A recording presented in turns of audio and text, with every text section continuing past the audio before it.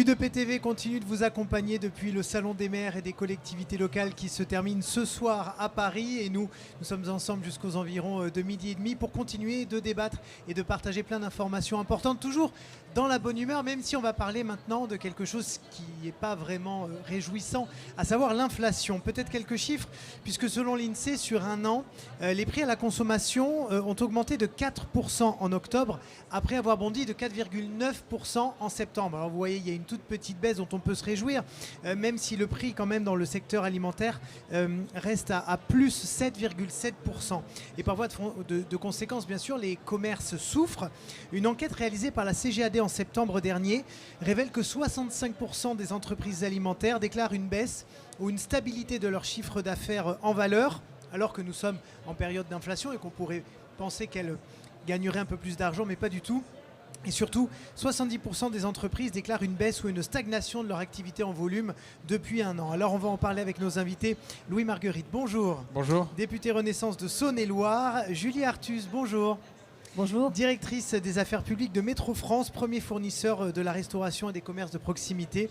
Et Sébastien Dolé, bonjour. Bonjour. Secrétaire général du syndicat de la boulangerie du Grand Paris. D'ailleurs, je voudrais commencer avec vous, Sébastien, pour vous demander un petit peu quelle est la situation dans le secteur de la boulangerie en ce moment en termes d'inflation. Les artisans boulangers ont connu depuis plus d'une année des hausses très importantes, à la fois des matières premières, de l'énergie, et puis l'inflation aidant, il y a eu aussi une augmentation des salaires qui font que le coût de production des produits a fortement augmenté. Et pour préserver leur marge, autant que faire se peut, certains, et même beaucoup, ont dû renier un peu leur marge. Ils ont été amenés à augmenter leur prix pour faire face à la situation. Voilà. Évidemment, ils ont perdu quelques clients au passage. Alors, on en discutait hors caméra avec Madame Artus, la force de l'artisanat boulanger, parce que le but du jeu, c'est pas non plus de pleurer et d'être, comment dirais-je, les artisans sont des gens, des chefs d'entreprise actifs, ils sont là pour et résilients. faire face. Voilà. Oui. La question, c'est qu'ils ont quand même la qualité des produits et la qualité du service, et c'est les deux, comment dirais-je, les deux forces qui leur permettent aussi de fidéliser leur clientèle et d'arriver à les garder. Voilà. Je voudrais mettre tout de suite les pieds dans le plat pour parler de la pérennisation de l'acceptation du titre restaurant pour tous les produits alimentaires, qui est d'ailleurs examiné en ce moment même à l'Assemblée. Qu'est-ce que vous en pensez, vous ? Alors, nous, ce qu'on pense, c'est qu'un ticket restaurant, ça a été créé pour permettre aux personnes, lorsqu'ils ne pouvaient pas rentrer chez eux et qu'ils devaient se restaurer le midi pendant leur pause déjeuner à l'extérieur de leur habitation habituelle, c'était de pouvoir aller au restaurant, chez un artisan boulanger ou chez un traiteur pour acheter, comment dirais-je, un sandwich, un dessert et une boisson. Voilà. Et nous, on souhaiterait que ça reste toujours la même finalité du ticket restaurant et que ça ne serve pas au gouvernement et à l'État pour essayer de donner des mesures de pouvoir d'achat aux Français en leur permettant d'aller dans les grandes surfaces et d'acheter des produits alimentaires. Mais là, on s'éloigne complètement de la philosophie oui, parce qu'en fait, concrètement, l'idée de base du ticket restaurant. Concrètement, voilà. Ce qu'il faut dire, c'est qu'un ticket restaurant, ça fait vivre les boulangers locaux. Mais là, quelqu'un qui a un ticket restaurant, il va aller dans une grande surface, acheter un petit sandwich, plus du déodorant, plus des produits ménagers. Et du coup, ça vous enlève du pain de la bouche. Tout à fait, parce qu'il faut quand même savoir, par exemple, sur l'Île-de-France, notamment sur Paris, ça peut représenter entre 30 et 40-45% du chiffre d'affaires d'une boulangerie. On parle de restaurant boulanger. Et là, ça a une implication. Alors Louis Marguerite, justement, sur ce sujet-là. Oui, évidemment, ça va être dur de défendre une mesure qui effectivement est loin d'être consensuelle, voire totalement impopulaire auprès de nos artisans, que je tiens à saluer parce qu'évidemment, c'est une période très très dure. Il y a 30 000 boulangers en France et c'est peut-être le premier commerce de proximité par excellence parce qu'on va aller acheter son pain partout en France. Moi, j'en ai un peu plus de 400 dans mon département. Alors d'abord, il ne s'agit pas d'une pérennisation puisqu'on étend d'un an. Alors j'ai conscience que c'est encore une fois, j'ai bien entendu et je suis évidemment très à l'écoute de ces questions-là. Effectivement, la pérennisation de quelque chose qui avait été accepté en 2022, qui était en fait d'utiliser des titres restaurants, pas uniquement sur les produits déjà transformés directement consommables, donc c'est-à-dire d'aller sur des produits qui sont voilà, qui peuvent être les pâtes et effectivement des produits aussi non alimentaires. Il faut avoir en tête que c'est 5 millions d'utilisateurs à titre restaurant donc, par an, donc c'est évidemment très massif. Tous les Français, on connaît tout le monde, nous-mêmes d'ailleurs, qui sont des titres restaurants. Le sujet, je le comprends bien, évidemment, il faudra qu'on fasse très attention si cette proposition de loi est votée dans les prochaines minutes ou les prochaines heures à l'Assemblée nationale. Je n'y suis pas en ce moment parce que je suis avec vous. Il faudra évidemment faire très attention aux effets de bord. D'abord les effets effectivement de promotion. Parce qu'évidemment, les professionnels de la grande surface ont une capacité à promouvoir et il ne faut pas que ça vienne entraver le besoin. Et je le dis pour nous tous les consommateurs, c'est aussi par l'action de consommation qu'on arrivera à maintenir notre tissu commerçant. Et c'est très important. On ne peut pas à la fois vouloir de la proximité, on le veut tous, moi le premier, dans nos villages, dans nos villes, etc. Et en même temps, continuer à acheter sur d'autres cadeaux. La consommation, c'est une quantité qui augmente un peu, mais pas tant que ça, pas à l'infini. Oui, en fait donc, aussi, vous dites que le consommateur a sa responsabilité propre aussi. Mais je oui, on ne voit pas entièrement, non, mais en tout cas partiellement. Mais vous avez raison de le souligner. À un moment donné, la aussi. consommation, donc il y a cet effet-là. Et puis effectivement, il faut aussi regarder qu'il n'y ait pas trop d'effets de substitution. Vous avez raison de le rappeler, on y sera évidemment extrêmement attentif, encore une fois, si cette proposition de loi est votée. D'autant plus qu'il y a des titres non utilisés. Donc si c'est sur les titres non utilisés, j'allais dire, ça pourrait aller. Si c'est sur des titres qui étaient utilisés pour des sandwichs, pour des biens directement alimentaires, effectivement, ça pourra poser plus de problèmes. Si vous me permettez, le CNTR a sorti des statistiques où en fait le volume de tickets restaurants écoulés dans les supérettes et les grandes surfaces a dépassé la boulangerie et comment dirais-je les traiteurs. Donc en fait il y a un impact direct patent. Et juste pour l'UDP, nous ce qu'on réclame, c'est qu'au moins la mesure soit limitée à 6 mois et qu'on se repose la question dans 6 mois. Voilà. Alors pour Métro, je le disais, vous êtes un petit peu entre le marteau et l'enclume, je dirais, entre les commerçants qui viennent vous acheter effectivement des denrées et puis vous avez l'inflation vous aussi à gérer, donc vous êtes un peu entre les deux. Vous ressentez vraiment les commerçants, les artisans peut-être un peu moins demandeurs, un peu moins acheteurs? Alors effectivement, voilà, Métro, on est le premier fournisseur de la restauration et des commerces alimentaires de proximité. Ce qu'on ressent nous, puisqu'on les a au quotidien, hein, ces commerçants dans nos halles, c'est qu'effectivement, ils prennent de plein fouet cette inflation. Ils sont pris en étau entre ce que disait Monsieur Dolé, l'augmentation de la facture énergétique, l'augmentation des coûts des matières premières, et puis pour certains restaurateurs, ils ont encore les PGE à rembourser. Donc effectivement, c'est une période difficile. Et nous, on est là, Métro, pour les accompagner et leur proposer des choses très concrètes en fait pour passer ce cap difficile. Les commerçants, ils souhaitent des prix stables et justes. Effectivement, nous, Métro, on a pincé sur nos marges et sur un surcoût global de 17%, on a répercuté seulement 11% sur nos clients et c'est quelque chose qu'on va continuer à faire. L'idée, c'est que chacun prenne aussi ses responsabilités et ça sur toute la filière RHD. Effectivement, voilà, on a très rapidement proposé des mesures comme les prix bloqués dès l'été 2022 sur plus de 250 produits essentiels. On propose une mécanique plus permanente sur des prix dégressifs, donc c'est acheter plus, payer moins, sur plus de 900 produits, donc ça va être sur les œufs, le chocolat, le beurre, voilà, tout ça vraiment pour les aider, pour les accompagner. Ils peuvent aussi se retrouver leur compte aussi en achetant des marques propres, et ça leur permettra aussi d'avoir des coûts moindres.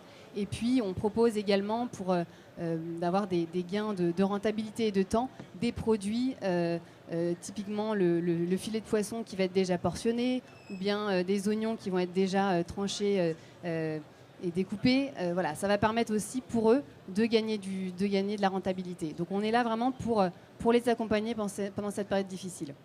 Alors, je profite que nous avons un représentant des boulangers pour revenir sur la situation qu'ils vivent, notamment en termes d'énergie et d'inflation du coût de l'énergie, avec énormément d'entreprises qui ont fermé ces derniers mois parce qu'elles avaient des factures d'électricité de plus de 100 000, 150 000 euros d'un coup et qu'elles ne pouvaient pas faire face. Est-ce qu'on peut dire que le gouvernement a quand même assez protégé ces artisans, ces commerçants? Je sais qu'il y a eu beaucoup de choses qui ont été faites, évidemment, on le sait tous, mais est-ce qu'il y avait peut-être d'autres canaux qui auraient pu protéger encore plus tous ces boulangers qui ont dû fermer parce que l'énergie est allée trop loin? Et je vous donnerai la parole ensuite, mais peut-être Monsieur Marguerite. Alors, évidemment, c'est un sujet majeur et je tiens à le saluer parce que ça a été extrêmement dur. Moi, j'ai vu dans ma circonscription, j'ai à peu près une centaine de boulangeries, de boulangers qui ne comprenaient pas. Effectivement, je pense que d'abord, il y a eu le choc il y a quelques mois de effectivement, des x4, x5, x6, c'était du jamais vu. Donc, heureusement, on est revenu maintenant à des prix plus acceptables. Alors, pas les prix antérieurs, mais en tout cas à des prix un peu plus commensurables. Donc, évidemment, ça a été très compliqué. D'autant plus que même si on fait passer des prix dans la baguette, c'est pas toujours accepté par le consommateur qui ne comprend pas pourquoi sa baguette passe à un 10, à un 20 et à fortiori un peu plus dans les grandes villes. Est-ce qu'on a fait assez? C'est au boulanger qu'il faut poser la question. Probablement pas, en tout cas maintenant que je les défends. De toute façon, si on les écoute probablement jamais assez. Maintenant, ce qui est très important, et je pense que ça a été un point sur lequel nous avons pêché au début, mais après nous avons, j'espère, rattrapé le tir, c'est l'accompagnement. C'est-à-dire que parce qu'on a massivement aidé, on pouvait prendre quasiment jusqu'à 50% de la facture dans certains cas quand elle était très élevée. C'est du jamais vu. Il n'y a pas un pays d'Europe qui a fait ça. Et dans un contexte où le prix de l'énergie était bas avant la crise.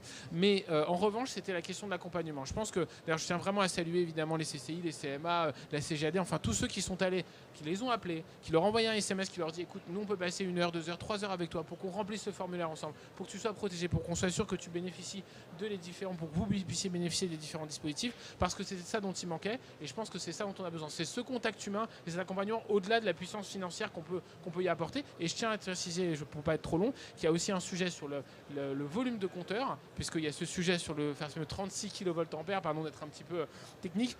Ce fameux boîtier qui permet de bénéficier du tarif réglementé. C'est le cas dans un certain nombre de commerces de proximité. Ce n'est pas le cas souvent sur les boulangers qui ont besoin de beaucoup d'énergie, avec effectivement sa question des heures creuses et des 13 heures creuses, etc. Donc cet accompagnement, il est extrêmement précieux au-delà des dispositifs que nous avons mis en place.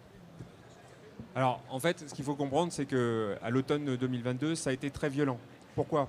Parce que, en fait, l'énergie n'était pas un sujet dans les entreprises, notamment les boulangeries. C'était moins de 2% du chiffre d'affaires. Donc en fait, ce n'était pas un sujet. En plus, il y avait vraiment des offres avec des prix très très faibles. Pour vous rappeler, on était à 50 € le mégawattheure. En août 2022, on est passé à plus de 1000 € le kilowattheure. Donc ça a été extrêmement violent. Sur les aides qui ont été apportées, c'est évident qu'il y a eu des aides. L'amortisseur électricité a été là pour prendre en charge et assurer un coût de l'énergie à 23 centimes le kilowattheure. Bon, cela dit, il n'empêche que le démarrage a été extrêmement dur. Il y a eu quand même énormément de factures absolument pharaoniques qui ont été reçues par les artisans, 30 000, 50 000 €. Et en fait, dans le sillage de cette crise, il y a encore beaucoup d'effets qui sont patents dans les entreprises, des artisans qui paniquaient par le fait de recevoir des factures qui avaient triplé, quadruplé. Eh bien, ont décidé de mettre fin à leur contrat, notamment chez EDF, et d'aller autre part. Sauf que le contrat les obligeait à rester jusqu'à la fin du contrat, sinon ils payaient des indemnités de résiliation anticipée. Et on a des artisans en ce moment qui vont devoir aller en contentieux parce qu'on leur réclame toujours des montants de 50 000, 60 000 €. Nous, ce sont des cas... Et je tiens à préciser une chose, c'est que les organisations professionnelles, la Confédération des boulangers a énormément travaillé sur le dossier par le biais de son président Dominique Anrac. Notre président, Franck Thomas, sur l'Île-de-France, a pris vraiment les choses en main. Nous avons créé une commission, on a mis en place des achats groupés pour essayer de réagir et avoir des achats, on essayait d'acheter en gros pour avoir des prix plus intéressants. Donc c'est en train de s'aplanir. Je ne pense pas que la crise est passée. Je crois effectivement, les prix sont plus faibles, mais les effets négatifs de cette crise se font encore sentir là, en ce moment, dans les entreprises artisanales. Oui, parce qu'effectivement, par exemple, chez Métro, il y a évidemment des commerçants, des artisans, mais aussi des particuliers. Moi, il m'arrive d'aller chez Métro quand j'ai des soirées organisées, par exemple. Donc, vous avez des publics très particuliers. De quelle manière vous communiquez sur ces publics-là pour leur dire, bon, nous, on est là, on va s'en sortir ensemble, tout en rognant évidemment sur vos marges. Mais je suppose que vous avez mis en place tout un système qui permet d'informer aussi. Oui, alors effectivement, on est déjà sur 99 halles en France, donc c'est des clients qui viennent au quotidien. Donc il y a toutes nos équipes qui sont là pour les accompagner, les conseiller dans leurs achats. On a également aussi tout un accompagnement, par exemple quand on parle de visibilité sur les réseaux sociaux, ou pour un site internet. On a tout un accompagnement d'un outil qui s'appelle Dish et qui va permettre justement de les aider. On parle aussi de l'outil Dish pour les caisses, donc avec des outils d'aide à la gestion des stocks. C'est tout cet accompagnement-là qu'on fait Métro au quotidien auprès de ces commerces indépendants. Monsieur Marguerite, j'aimerais avoir, parce que vous êtes peut-être le seul à savoir ce qui va se passer, non, en tout cas autour du plateau. Qu'est-ce qui va se passer là dans les mois qui viennent? Est-ce qu'on sort un petit peu de l'inflation? Est-ce qu'on en a encore pour 6 mois, 1 an? Au gouvernement, je pense que vous savez un petit peu quand même, à peu près. Oui, enfin, on essaie de prévoir, mais il faut rester évidemment modeste et prudent sur ces prévisions. Je pense que pas grand monde avait prévu ce qui vient de se passer les 3 dernières années, donc évidemment avec toute la prudence qu'impose cet exercice. On peut imaginer quand même que l'inflation, et on le voit d'ailleurs, commence un peu à refluer. On est plutôt en année glissante autour de 4%. On était à quasiment 6 il y a encore quelques mois. Alors c'est une année glissante, c'est-à-dire qu'on prend la moyenne des 12 derniers mois. C'est un peu moins vrai pour l'alimentaire qui reste encore un petit peu élevé, en effet. Autour de 7, 8, et avant c'était 10, donc ça commence à refluer. Donc ça reflue. 2, il faut avoir en tête, et c'est important de le dire, on ne retrouvera pas les prix d'avant-crise. On retrouvera des prix plus acceptables, bien sûr, sur l'énergie, mais on ne retrouvera pas les prix d'avant-crise. C'est vrai que la France a toujours été un pays où l'électricité a été, et plus généralement l'énergie, mais en particulier l'électricité a été assez basse grâce au nucléaire. Ce sera un peu moins le cas. Néanmoins, il y a eu un accord qui a été obtenu à Bruxelles qui est très important, je sens rentrer dans la technique grosso modo, qui sanctuarise enfin le fait que nous avons choisi le nucléaire. C'est un héritage du général de Gaulle, il faut le rappeler, et ça c'est quelque chose qui unit énormément les Français. Moi je suis élu d'un département où on a beaucoup de sous-traitants nucléaires, on a de très belles usines Framatome mais beaucoup de sous-traitants, donc c'est très important.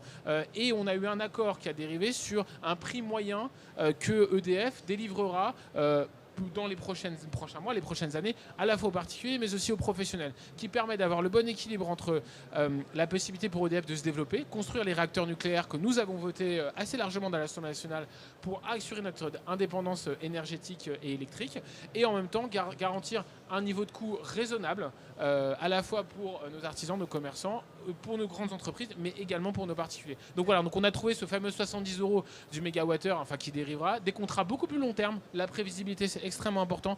Ce qui stresse, et on peut les comprendre, les artisans, c'est de se dire à tout moment je peux avoir une facture qui fait x5 sans imaginer. Et ça c'est insupportable. On peut comprendre. Moi je suis pas chef d'entreprise et je respecte beaucoup ceux qui créent de l'emploi dans ce pays. Je pense que c'est ça. Donc tout ça, c'est le travail que nous menons, que les ministres mènent et qu'évidemment la majorité on soutient totalement. Et il y a toujours, bien sûr, pour les boulangers, le prix du blé aussi, le prix des matières premières en plus de tout. Donc vous avez encore beaucoup de challenges à relever. Ce que disait Monsieur Marguerite, c'est que en fait, diriger, c'est anticiper. Et si on a des fluctuations comme ça aussi violentes, plus personne ne peut anticiper. Donc c'est ça donc ce que demandent les artisans, c'est de la visibilité, d'accord ? Et ils demandent à ce que des prix soient des prix qui n'évoluent pas, qui n'explosent pas comme ça de façon. Alors c'est vrai que la crise en Ukraine, ça a eu un impact très fort sur le prix du blé. C'est revenu un peu, ça a reflué, mais il y a toujours un prix du blé qui est un peu plus cher qu'avant. Donc le prix de la farine a augmenté. Donc tout a augmenté. Donc je vous répondrai, c'est que est-ce que le prix de la baguette va baisser? Non. La baguette, en fait, il faut savoir, c'est qu'en 20 ans, elle n'avait même pas augmenté de 1 centime par an. D'accord ? Donc c'était un produit sur lequel les artisans appliquaient très faibles augmentations. Là, avec la crise et les fortes augmentations, et comme l'a dit M. Marguerite, ça ne redescendra pas, eh bien, les artisans ont dû l'intégrer. Alors je rappelle sur une note positive, parce que c'est quand même beau le dire, c'est que nous on insiste beaucoup sur une chose, je le disais tout à l'heure à Mme Artus, c'est qu'avec moins de 5 €, vous pouvez vous faire un plaisir en rentrant dans une boulangerie et acheter du qualitatif. Je dirais une baguette d'un artisan, parisien, vous pouvez être milliardaire ou smicard. Bon, c'est vrai que ça ne sera pas le même bac, mais vous aurez la même qualité. D'accord ? Échelonné, oui, c'est ça. Je suis parisien, mais je suis désolé. Donc, en fait, c'est ça qu'il faut, avoir bien en tête. Et chez Métro, de quelle manière, du coup, vous allez continuer d'accompagner vos clients, les commerçants et artisans dans les semaines qui viennent, avec cette incertitude qu'on vit tous ? Alors une chose est sûre, c'est qu'effectivement, on va continuer à accompagner nos clients, on va continuer à jouer le jeu et à être responsable et à prendre sur nos marges. Et ce que je voudrais dire, c'est qu'effectivement, on est une filière où ça reste des achats plaisir, la restauration, la boulangerie, et on a quand même les Français ont un pouvoir d'achat qui est en baisse. Donc il faut vraiment faire attention sur cette filière RHD et que tout le monde prenne sa part de responsabilité. On sait que notamment la restauration le fait, les boulangers le font. Et on espère en tout cas que chacun prendra sa part de responsabilité et qu'on passera ces mois difficiles, mais qu'on les vaincra, puisque l'idée, c'est vraiment de pouvoir pérenniser ces business. Merci beaucoup à tous les trois d'avoir été sur le plateau de l'U2P pour évoquer tout ça avec donc peut-être la lumière au bout du tunnel bientôt. En tout cas, bon, on a les prix qui commencent à baisser. On peut se réjouir de ces petites victoires qui viennent malgré tout. Merci à tous les trois. Vous restez bien avec nous puisque dans un instant, on va parler de l'engagement des artisans, commerçants et libéraux en termes de vie locale. À tout à l'heure.